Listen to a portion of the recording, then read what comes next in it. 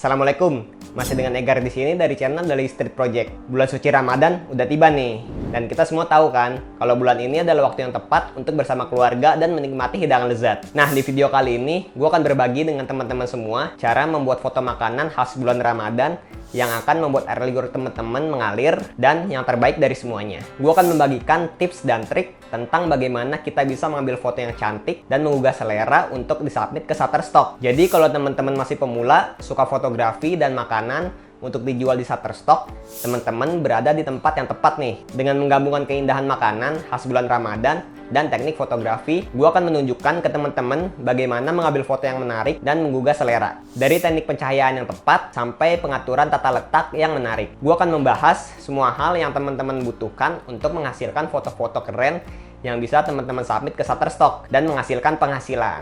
Oke teman-teman, langsung aja kita mulai gimana cara foto makanan. Nah, di sini gue menggunakan objek ini ya. Ini makanan pacar Cina nih. Ini biasa dihidangkan kalau lagi berbuka puasa nih. Di sini ada santannya. Terus di sini gue menggunakan alas mangkoknya ya dari kayu. Terus di sini ada pemanis daun pandan yang mengarah ke objeknya. Ini bisa menjadi komposisi leading line juga nih. Nah, alas fotonya gue menggunakan kayu berwarna dark ya. Karena gue lihat di Shutterstock sendiri referensinya itu kebanyakan putih. Nah, gue pengen buat yang beda menggunakan dark alas fotonya. Dan kenapa menggunakan alas foto yang gelap? Karena itu supaya menonjolkan si objeknya itu sendiri ya. Kan jadi kontras kan. Jadi backgroundnya gelap dan objeknya itu jadi kontras, terang dia, putih. Oke, nah alatnya gue menggunakan kamera Sony A6500 seperti biasa dengan lensa Sigma 30 mm.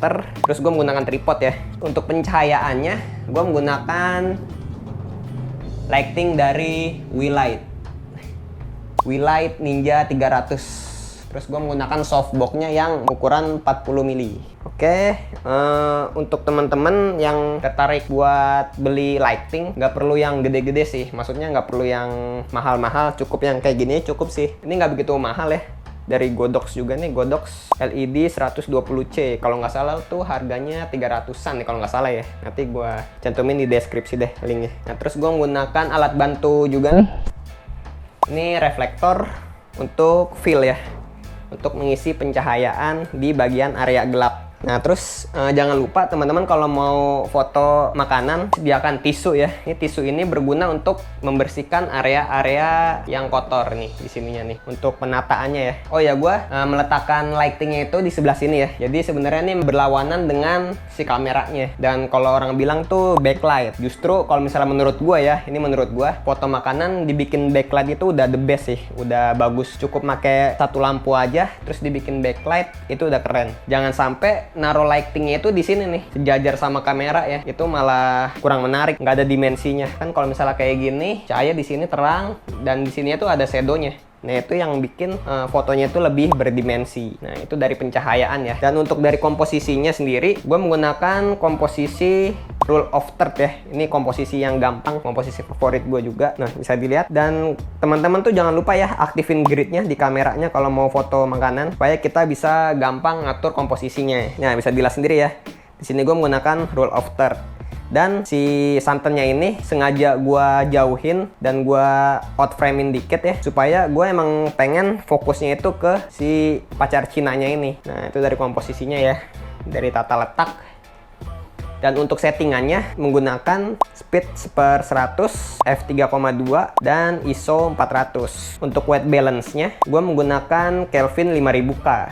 Ini penting ya, foto makanan dibikin agak kuning itu lebih menarik ya dibanding warna itu agak kebiruan Kelvin ya, atau temperaturnya. Jadi kalau menurut gue untuk white balance dibikin agak kuning. Oke, gue menggunakan RAW dan JPEG, dan pada saat gue foto nanti gue menggunakan timer 5 detik. Oke, selanjutnya, oh ya, tambahan untuk settingan kameranya, teman-teman jangan lupa aktifin zebranya ya. Kalau di kamera Sony itu namanya zebra, dan grid lainnya tuh harus diaktifin. Zebra itu fungsinya untuk kalau misalnya contoh ya, nih kalau misalnya fotonya overexposure, nah dia ada garis-garis gitunya, kelihatan nggak? Dia ada garis-garis gitunya, berarti ini menandakan fotonya itu long exposure. Coba kita naikin speednya. Nah, ini pas nih, zebranya hilang ya. Jadi kalau menurut gua, foto lebih baik underexposure dibanding overexposure. Karena kalau misalnya overexposure di editing itu detail-detailnya tuh susah ya diperbaikin.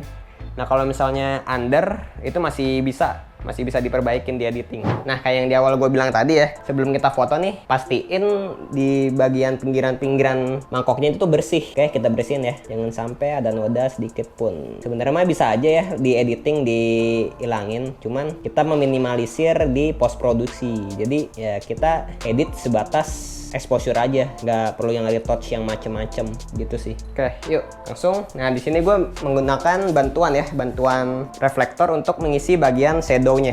Oke, kita foto. Kunci fokus. Oke.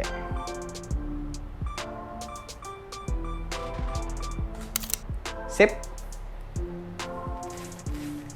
Tadi gue lupa bilang ya, kenapa gue menggunakan f3,2. Jadi saran kalau untuk foto makanan, kita pakai f-nya itu jangan yang terlalu besar ya.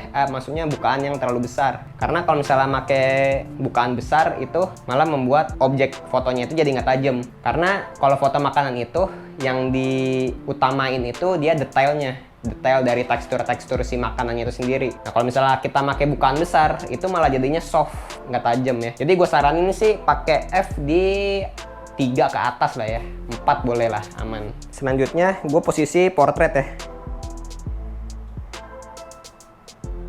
Nah jangan lupa teman-teman tuh divariasiin fotonya biar banyak. Oke.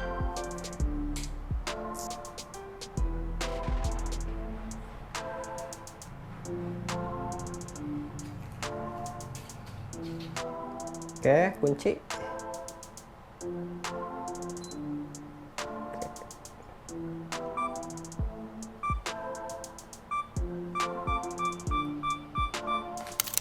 Oke, sip.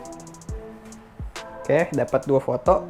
Nah, sekarang gua mau ngambil foto lebih padat lagi. F-nya gua bikin 4. Dan speednya gua taruh di 1/60. Oke. Oke, lebih padat lagi. Ini santannya tuh sengaja dibikin agak out frame dikit biar lebih fokus ke si objek utamanya. Oke. Nah, ini gue dead center ya. Komposisi dead center. Majuin lagi.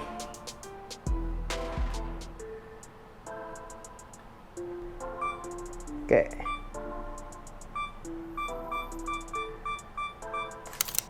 Oke. Dapat 3 foto.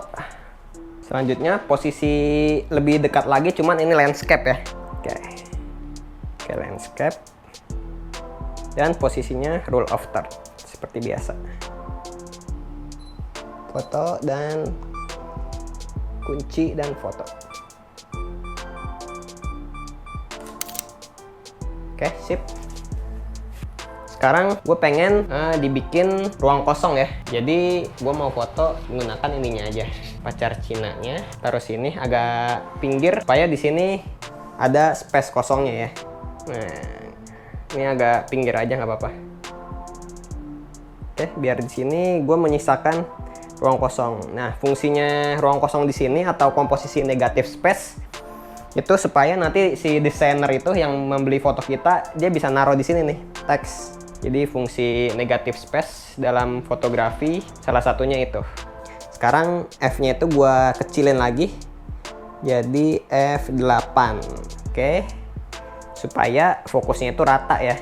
Oke, speednya gue turunin lagi jadi 1/10, 1/13. Nah, ini kan slow speed nih. Ini kalau misalnya kita handheld, foto handheld nih, pakai speed 1/13, itu slow speed banget. Itu pasti bakal ngeblur hasilnya. Nah, makanya ini fungsinya tripod tuh untuk itu. Tripod dan timer ya. Jadi kalau kita pakai slow speed, kita butuh tripod dan timer. Oke, cari posisi yang tepat untuk shadownya.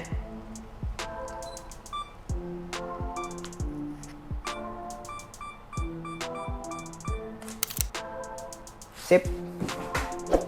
Dan ini hasil submit di Shutterstock.